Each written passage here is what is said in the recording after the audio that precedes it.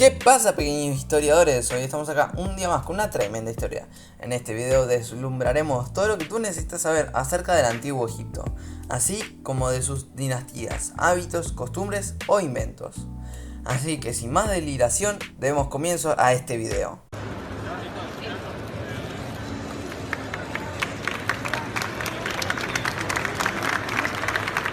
Esta longeva civilización dio origen en el milenio séptimo a.C., cuando un montón de pueblos nómadas se sedentarizaron junto al Nilo.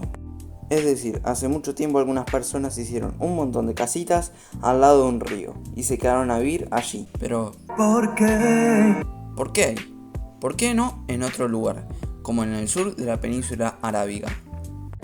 Pues muy sencillo, el Nilo está dentro de la zona del creciente fértil, mencionada en el anterior video de Mesopotamia, que está buenísimo, y que cuando termines este video te lo puedes ir a ver. Además, ya que estamos acá, puedes dejar un buen me gusta a este video y ya de paso pulsa ese botón rojo de suscripción que está ahí al lado. Es gratis y además a mí me ayudas un montón. Siguiendo con el antiguo Egipto, se divide en varias fases, reconocibles por los historiadores. La primera es el periodo predinástico, en el cual se sucedieron los acontecimientos anteriormente mencionados, y posteriormente empezaría el periodo arcaico, que se situaba entre los años 3100 y 2700 a.C. Fue en este periodo en el cual se formaron los dos primeros reinos alrededor del Nilo, el Alto y el Bajo Egipto. Tras esto, Menes, el primer faraón de la primera dinastía, unificaría los dos reinos, así empezando el periodo arcaico, y por consecuente la primera y la segunda dinastía. Lo siguiente sería la tercera dinastía, con la que comenzaría el periodo antiguo, en el 2700 a.C. Fue acá cuando Zoser, otro faraón, realizó una de las primeras pirámides de la historia, la pirámide escalonada. Más tarde, Keops, Kefren y Miserino jugarían a ver quién tenía la pirámide más grande, pero se les fue de la manga y terminaron por realizar otra de las maravillas del mundo antiguo, las pirámides de Giza. En esta época la capital estaba establecida en Memphis, a partir de la tercera dinastía. En esta etapa vino un periodo de crisis, hambruna y decadencia, en el 2250 a.C., en el que se dividiría el reino Egipto en alto y bajo otra vez, lo que se sumaría a una tremenda anarquía. Pero unos siglos más tarde, el rey Mentuhotep II restauró el reino Egipto, dando inicio a la etapa media, en el que se vivió una relativa estabilidad política. Luego empezaría el Imperio Nuevo, de la mano de la invasión Hicsa, en el 1800 a.C. Estos venían de Canaán, actual Líbano, Palestina e Israel. Los Hicsos se establecieron en el delta del Nilo, aprovechándose del reino. Sin embargo, estos no interfirieron en la cultura local, respetando e incluso adoptando la cultura egipcia. Los Hicsos también trajeron cosas muy buenas, como el carro de combate, el arco o los caballos. Estos ayudarían a la feroz etapa de guerras expansionistas que se vivía por aquellos tiempos. También podemos destacar la ciudad de Tebas, que recuperó su poder por estos años. Y entre otras cosas se construye el templo de Luxor. Pero sin duda hay que mencionar el reinado de Amenofis III y de sus sucesores. Todo empezaría con el anteriormente mencionado faraón. Este ejecutaría uno de los reinados más conocidos de toda la familia.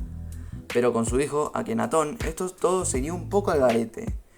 Y es que este faraón cambiaría la religión, cambiando en el proceso a Atón, el dios del sol, por otra deidad conocida como Amón, también dios del sol.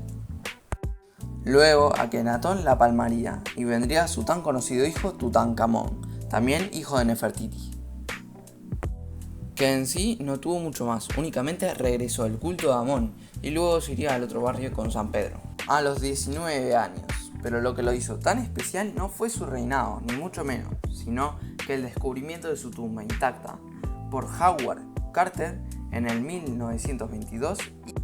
En los siguientes siglos encontramos un rey muy prominente llamado Ramesis II. Este faraón estaba obsesionadísimo con los templos enormes, Tanto era la cosa que le construyó un templo, el de Abu Simbel, a su esposa. Pero no se crean que Ramesis se quedó ahí, sino que este faraón lideró a sus tropas en la batalla de Kadesh, quedando en un empate contra los hititas. Para las siguientes dinastías, el reino ya no volvería a ser el mismo, viviendo muchas crisis que la dejarían de una forma exquisita para pueblos como los palestinos, griegos, nubios e incluso los persas. Pero tras el reinado greco-macedónico impuesto por Alejandro Magno, el imperio macedónico quedó dividido en 4 partes, dirigidas por sus generales. Y la parte egipcia le tocó a Ptolomeo I, ancestro de Cleopatra. Pero este reino no recibiría la estocada final hasta que el imperio romano, de la mano de Octavio Augusto, en la batalla de Actium, en el 19 a.C., Egipto siendo defendido por la ya mencionada Cleopatra, de la dinastía ptolomeica, y su amante Marco Antonio. En esta batalla ganarían las fuerzas romanas, dejando Egipto bajo su control. Ahora hablaremos de la economía, y es que, como ya se pueden imaginar, los egipcios vivían de la agricultura en torno al Nilo. Este tenía 3 fases.